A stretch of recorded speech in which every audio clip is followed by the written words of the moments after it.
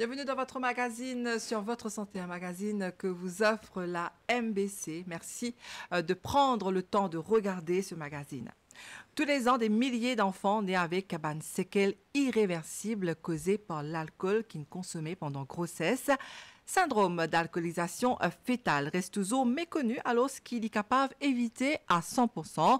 Aujourd'hui, nous pour intéresser nous à ce sujet-là avec nos deux invités dans le plateau. Nous avons tout d'abord avec nous Michaela Clément, qui est la directrice d'Étoile d'Espérance, association Alcool Femmes. Bonsoir Michaela. Bonsoir Nathalie, bonsoir à tous les auditeurs. Et bonsoir également à Christiane Focton, qui est responsable thérapeutique au sein de la même association. Bonsoir Christiane. Bonsoir Nathalie, bonsoir les auditeurs. Alors aujourd'hui, justement, nous pouvons c'est quoi le syndrome d'alcoolisation fétale, le SAF? Comment tous les l'année, le 9 septembre, c'est la journée internationale pour sensibiliser le public en général sur ce phénomène-là. Alors quand une madame peut attendre un bébé, Michaela, l'IP porte en lit, en la vie. Alors, des fois, sans qu'il y connaisse, il est capable d'exposer le bébé à un risque. Et là, il peut cause aujourd'hui de l'alcool. Donc, est-ce que l'alcool, même en petite quantité, il est capable d'affecter le développement cerveau d'un bébé dès le premier jour qu'il est dans le ventre de sa maman? Effectivement, il y a une étude qui fait alors là, mais qui prouvait que l'alcool, de par son effet tératogène, ça veut dire que l'alcool en lui-même, il détruit ma cellule. Alors c'est là où c'est imaginer si un enfant, si une maman, qui peut atteindre un bébé, qui peut boire l'alcool, quel dégâts il peut faire au niveau de son fœtus, du fœtus de l'enfant. Et c'est très, très important. C'est pour ça qu'il nous l'a dit, pour faire la prévention, pour dire à madame, faire attention pendant cette grossesse, pas consommer l'alcool. Maintenant, si je ne bois pendant cette grossesse, mais nous qu'à dire, mais, ou pas t'y connais. Mais aujourd'hui, nous venons vers eux pour dire zéro alcool pendant la grossesse et l'allaitement. Alors, qui fait une cause du cerveau du bébé? Au fait, tout un organe se former chacun à sa gestation. Allons dire entre la 3e et 8e semaine de grossesse, il y a les cœurs, poumons, il y a un organe vital qui peut former. C'est pour ça que nous disons évite prendre l'alcool. Allons dire pendant que formation des cœurs qui peut former, je t'ai boire l'alcool. Mais bien souvent, il y a des enfants qui se tenir avec une malformation et nous associer ça avec la malchance ou l'héréditaire des fois. Jamais nous vers la cause du problème. Parce qu'il y a aussi la culpabilité derrière. Parce que la maman, aussi mauvais qu'il a été, jamais une maman pour donner de l'alcool à son enfant. Il n'a pas existé ça. Mais par méconnaissance, parce que parfois, avec le stress de la vie, mais nous boire une coûte. Mais nous disons de ne pas boire pendant la grossesse, parce que c'est très, très important. Mais l'organe le plus important, j'ai envie de dire, le membre le plus important, c'est le cerveau. Et ça, malheureusement, est irréversible. C'est-à-dire, si le taux d'alcoolémie est beaucoup pendant la grossesse, malheureusement, c'est irréversible. Les enfants ont une déficience cognitive, intellectuelle, un retard intellectuel qui nous est capable d'éviter. Je pense que c'est, avec certitude, c'est la seule pathologie qui existe au monde qui nous est capable d'éviter. C'est pour ça qu'il nous l'a dit. D'accord, donc l'alcool pendant la grossesse, c'est un poison pour la maman et pour l'enfant. Et on explique-nous ça bien, la Michaela, c'est que le bébé dans le ventre de sa maman, c'est qu'arrivé, il peut former, il est en gestation et il est affecté sur un organe innocent, le cas à dire. Donc c'est aux mamans de prendre les précautions sans bien sûr juger qui que ce soit, sans culpabiliser. D'ailleurs, c'est ce qui nous pourrait être un petit peu au cours de cette émission-là avec nous invité qui est à côté, Christiane Focton, qui est responsable thérapeutique. Donc, où, en tant que thérapeute, est-ce que vous avez maman qui vient avec des enfants qui naissent avec le syndrome?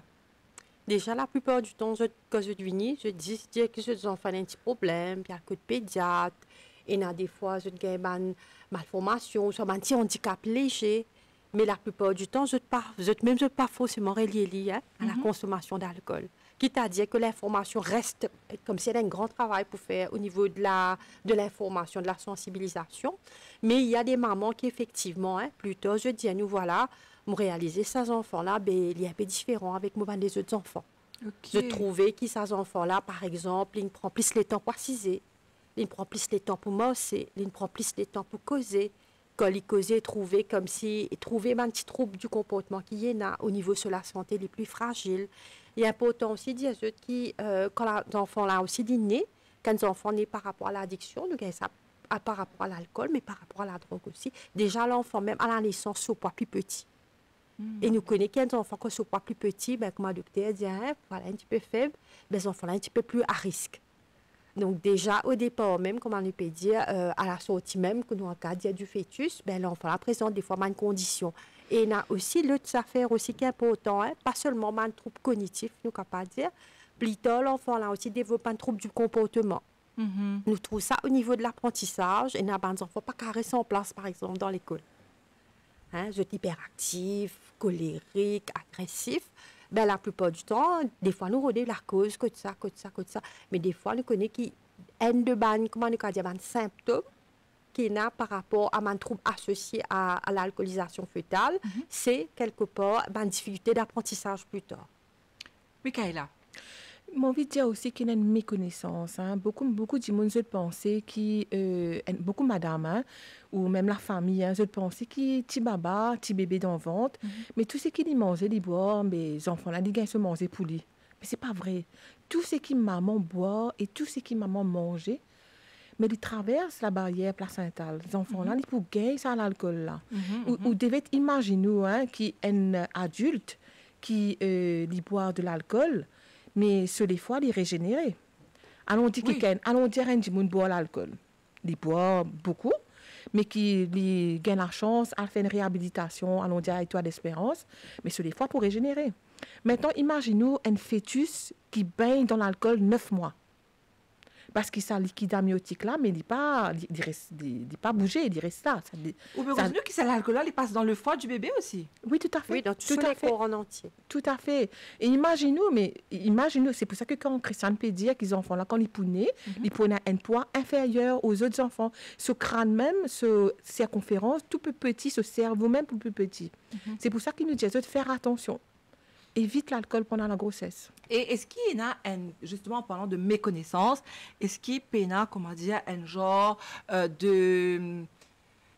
Ben, dis-moi, comment dire, je pas trop connais, je confonds ça avec les autres types de handicap. Alors, ce qui peut dire, c'est qu'important, là, Michaela, on peut une cause, un syndrome qui existait depuis que madame consomme de l'alcool. C'est pas un phénomène nouveau, ça. Hein? Pas du tout. Au contraire, même dans le monde, nous, on peut que ça.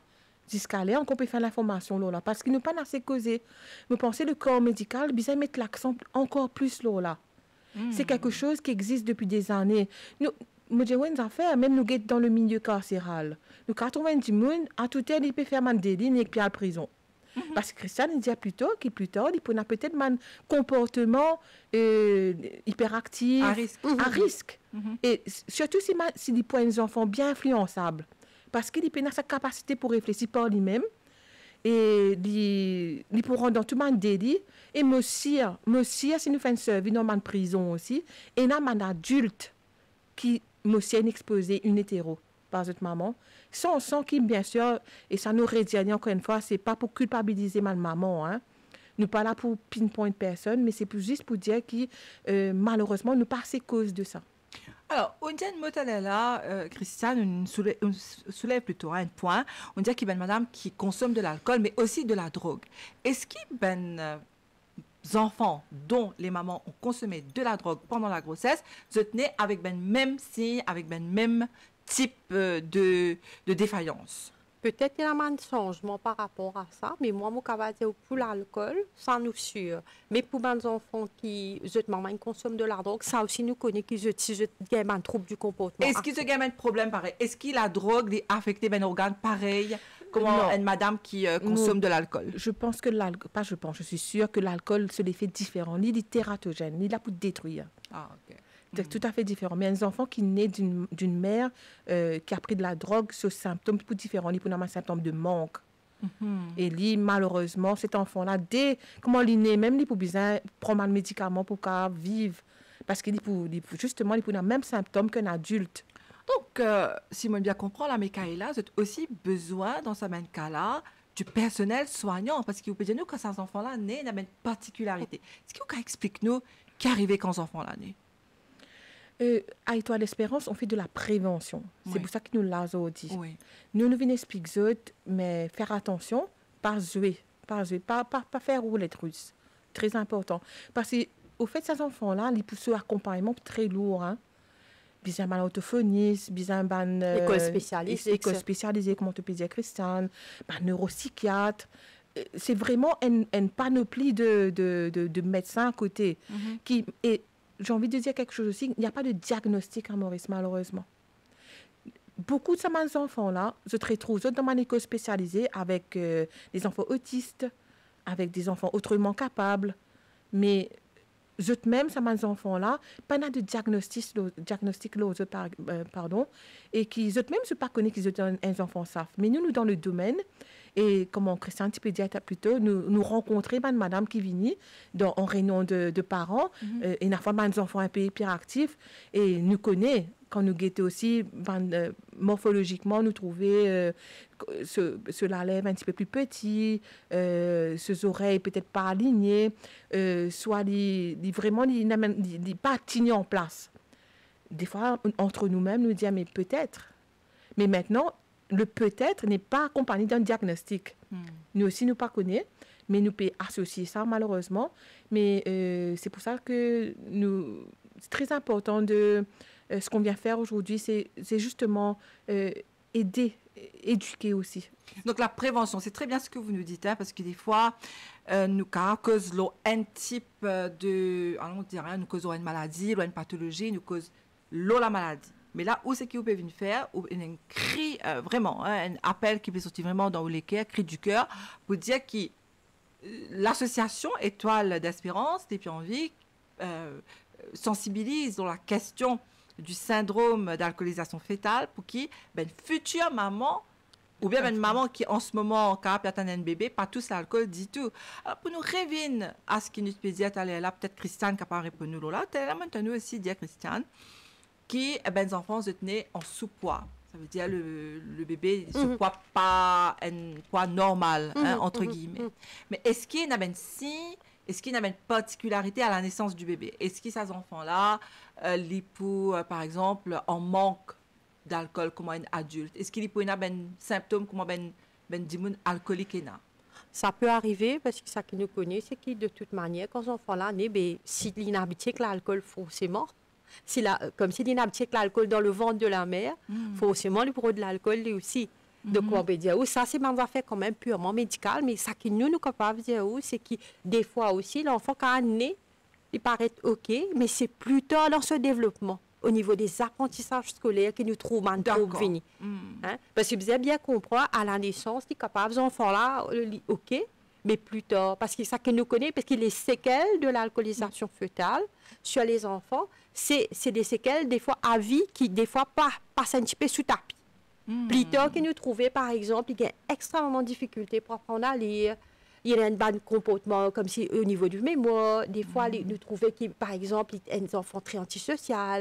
Des fois, ils sont très facilement influencés. C'est-à-dire que quelque part, les enfants-là, quelque part, dans ce développement psychosocial aussi, il y a un problème. Hein.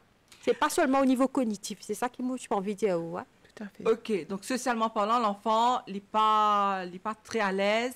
Les points enfants qui retirent l'eau lui-même, les pas pour cause beaucoup, mais quelque part, les points un peu hyperactifs, les pas pour réagir, peut-être pour les faire, les comprendre aussi. Ou très agressif aussi, ou peut comprendre, c'est-à-dire c'est un enfant qui est capable d'être beaucoup plus impulsif aussi. D'accord.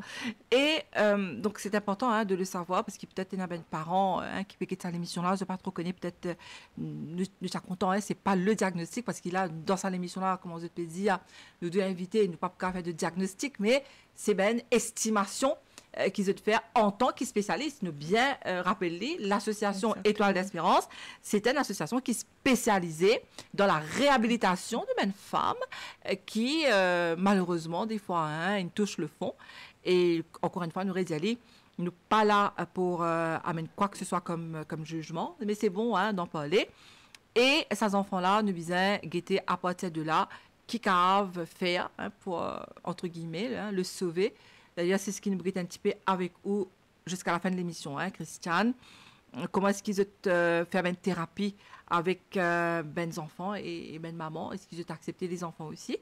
Alors, une autre question peut-être, Michaela. Une cause, l'alcool pendant la grossesse, quand la maman qui boit. Mais si le papa boit, est-ce qu'il ou pensez qu'il y a l'effet négatif aux enfants? C'est une question qui revenait tout le temps. Même ça, pas dans l'étude qu'il fait alors là, malheureusement. Mais nous connaissons que si un papa, c'est un buveur régulier, alors on tient une balade de l'alcool, même il boit beaucoup. On sait que la qualité du spermatozoïde est pour moins bon, même en termes de mobilité aussi. Et qui il a toute chance qui peut-être des enfants là pas bien normal, on va dire. Alors, il faut faire une conscientisation aussi avec Ben Miché. Est-ce que vous pensez que c'est important d'en parler? Au fait, justement, c'est pour ça que nous là, nous parlons juste pour cause avec madame là aujourd'hui. Hein. On est là pour parler avec la sœur, le frère, l'enfant, la fratrie derrière. C'est très important qu'il y ait dans un quartier, même dans un quartier, si nous connaissons une madame qui attend des enfants, mais nous sentons-nous concernés. Même en tant que voisins, nous sommes concernés par ça. Parce que c'est quelque chose, c'est la santé publique. Mais en même temps... Très important. Excusez-moi, je pas... peut dire comme ça, mais ça, c'est pas mon problème, c'est ce problème. Ou bien si vous pouvez me dire ça, moi, je peux boire, vous pouvez dire, mais écoute, de problème là-dedans. Et je trouve ça de plus en plus.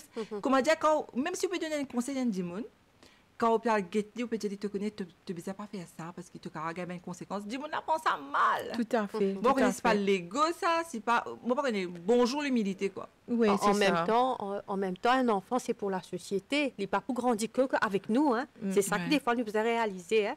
Un enfant, dès le départ, si nous donnons une meilleure chance, ben, tant mieux. Mais c'est intéressant ça que vous dites quand même, Nathalie, parce que quelque part, comment nous peut dire, des fois, nous, quand ça expected mother là, hein, sa femme enceinte là, peut-être, et puis elle a un mariage, et puis elle a un anniversaire, bon, pas qu'on ait une part, qu'il y a tel fête dans la famille, ben, il y a pourtant qu'à ce moment-là, quelque part, comment nous peut dire, hein, les autres dimons aussi concernés, quelque part, au moins, je t'ai informé, je te sensibilisé à ça, pour dire, ben voilà, quoi. Quelque part, tu évites de boire parce que effectivement, exactement. Quelque part, c'est mieux d'éviter, comment on peut dire, hein, un parent averti en vaut deux. Donc, tout à fait. Mieux. Je rebondis sur ce que tu dis, Christiane, parce que nous, à Étoile d'Espérance, on n'est pas là pour seulement la femme malade de l'alcool. On vient faire de la prévention à toute femme. Hein. De nos jours, les femmes, elles ont des postes à responsabilité, elles sont cadres, elles sont dans les réceptions. Et des fois, elles sont enceintes, ou peut-être parfois elles ne sont pas au courant. Mais de juste faire ce que nous on dit, ça c'est le SAF qui le dit, enfin c'est les médecins qui le disent, c'est qu'il est préférable de ne pas boire 6 mois avant la conception. Et pendant la grossesse, d'éviter. Donc, c'est pas seulement la femme malade de l'alcool. Bien sûr, la femme malade de l'alcool est beaucoup plus à risque d'avoir justement toutes les pathologies. Mais c'est aussi la femme qui boit occasionnellement. Alors, je rappelle aux téléspectateurs, aujourd'hui, on parle du syndrome d'alcoolisation fœtale dans notre émission. 2 invités sur le plateau. Michaela Clément, directrice d'Étoile d'Espérance, association Alcool Femmes. Et Christiane Foctong, psychologue et responsable thérapeutique à la même association depuis cause Azodil ou un syndrome qui ne peut pas attendre tous les jours parce qu'en fait, c'est une fois par an que nous causons un petit peu plus sur là. C'est dans le cadre de la journée internationale d'ailleurs qui nous peut observer le 9 septembre. Est-ce qu'il y a un petit peu qui fait le 9 septembre? Tout le monde ici dans Maurice nous associé le 9 septembre à une autre fête. Mais pourquoi le 9 septembre? Alors, le 9 septembre, ça représente les 9 mois de grossesse. Okay. Le 9 et septembre, le 9e mois. Ça a commencé en 2009. Donc, 9 septembre, ça veut beaucoup dire. Donc, c'est pour ça que nous célébrons tous les ans. Et je dois dire qu'Étoile d'Espérance nous cause le SAF tout le long de l'année. Hein. Ça, il faut le dire. Nous partons en septembre pour nous causer. Oui, oui, je vous entends très souvent mais dire c'est ça. vrai que nous mettons beaucoup plus l'emphase parce que tout anniversaire mérite d'être célébré. Oui. Donc, c'est le 9 septembre. D'accord, d'accord. Donc c'est important hein, de le savoir, encore une fois. C'est peut-être un terme qui nous pas entendait, première fois nous pétons ça, mais depuis que nous, effectivement, à la MBC, nous tonnons ça, qui bizarre fait une sensibilisation, ça ne nous pas dire non, hein, nous croire dans ce genre de cause parce qu'ils ont envie aussi participent dans l'épanouissement hein, de notre société. Alors ça s'appelle le syndrome d'alcoolisation fétale, le SAF, qui est très important pour une famille, pour une madame d'abord, monsieur, la famille, les futurs enfants. Donc, en fait, c'est pour toutes les Maurice, quoi. Alors, peut-être pour revenir à ce qui nous disait, elle est là, Christiane. Donc, en termes de thérapie, maman, est-ce qu'ils se devinent, se intéressés ou bien c'est eux qui disaient des fois, à la ça madame là, que Dieu t'était, pour faire venir, explique un petit peu les enjeux hein, de ce syndrome-là. Moi, je pensais que madame est venue par rapport à, déjà en réhabilitation. Elle est venue déjà, que nous, en réhabilitation, pour venir faire ce parcours, pour y arrêter l'alcool. Déjà, la plupart du temps, la plupart des femmes qui nous viennent, c'est ma maman déjà. Donc, quelque part, tôt ou tard, quelque part, comme on nous peut dire de temps en temps, nous cause avec ce lot-là. Mais de temps en temps, je dis à nous, voilà, on a des enfants qui ont un petit problème, ou soit ces enfants-là, période d'école spécialisée pour lui, ou soit ces enfants-là, vous connaissez, qui ont beaucoup battu, qui boivent beaucoup, ça allait là, ça période-là. Donc, quelque part, comment nous capable de dire, un récit de vie qui nous gagne, nous connaissons qui voilà, zone consommée pendant une grossesse. Parce qu'il y en a beaucoup aussi, qui ne sont pas capables d'arrêter. Mais comme on gagne aussi, ben, ça a été compliqué, c'est difficile, il prend le de vie, après on recommence à boire. Donc on connaît des fois, quand on gagne beaucoup de récits de ces femmes-là, on sait qu'il y a pas mal de femmes qui ont quand même consommé pendant leur grossesse. Et très souvent, ça arrive quand l'enfant est atteint un certain âge, que les enfants ont un petit problème de comportement, ben trouble. C'est à partir de là que les mamans prennent conscience que l'enfant peut-être a eu comment on peut dire ça, en contact avec l'alcool et ces enfants-là, les malades en fait. Je dirais que nous, on est peut-être parfois dans le déni ici. Les amis, maman, là, ils pourraient monter à la source. Hein. Okay. Il faut dire aussi que c'est la culpabilité vraiment énorme. Hein. C'est pas évident d'admettre parce que nos enfants on a telle situation à l'école, tel retard par rapport aux autres enfants c'est à cause de moi. Il y a une culpabilité oui, c'est énorme. Très difficile. C'est très, très difficile. Hein. C'est tout un accompagnement psychologique qui est derrière. Mais comme je disais plus tôt, je pense que le corps médical besoin en parler davantage. Donc, est-ce que vous pouvez faire l'appel au corps médical d'après ce que vous comprendre? Je fais un appel, justement, Étoile d'Espérance le fait, que nous travaillons en concert aussi. Que même le corps médical vienne vers nous, qui nous travaille en collaboration et qu'on en parle davantage. Même le ministère de la Santé, qui c'est le SAF, bien que ça tout le long de l'année, pas septembre uniquement. Mais c'est vraiment capable de faire une campagne, elle n'est pas, mon papa dit, elle est facile, mais c'est pas difficile non plus de faire des affiches, non? Est-ce que vous êtes bizarre de mettre partenariat pour ça? On a fait une grande campagne nationale en 2015 qui avait des billboards. On avait fait même le docteur Thierry Maillard venir de l'île de la Réunion. Nous avons fait une conférence débat qui était très bien. Mais tout ça demande des efforts, un financement. Mais nous, on le fait mais vraiment à petite échelle, comme on fait aujourd'hui là. C'est de la prévention. Depuis le début d'août, Christiane et moi, on a pris nos bâtons de pèlerin, on est dans toutes les radios, dans les médias, aujourd'hui on est à la MBC, mais justement pour en parler, aussi dans la presse écrite, c'est très important et on fait comme on peut. Bravo en tout cas, hein, parce que c'est pas donné, il faut y croire. Il faut y croire. Il y a un mot comme ça qui jamais ne pas entendu et qui nous bizarre, c'était là, attire l'attention là. Donc déjà, c'est un gros travail que vous faites, mais vous, votre souhait, c'est que les autorités, si moi bien comprends, hein, les autorités à ça l'élan de sensibilisation là à la population, donc faire mettre dans tout ben l'hôpital, ben dispensaire, dans tout ben l'endroit, que ben madame, hein, il y a ben centre anténatal, ben clinique. à fait. C'est ça. Anténatal, que ben madame aller à faire zut, Tout à fait. À faire piquer un vaccin pour à les faire enfants là, vaccin, tout ça, c'est pas à le moment faire- pour sensibiliser. Exactement. Mais parce qu'il nous cause des tours, hein, quand une madame enceinte. Est-ce qu'il, par exemple, mange bien. est-ce qu'ils ont bien mangé? Est-ce qu'il a le VIH?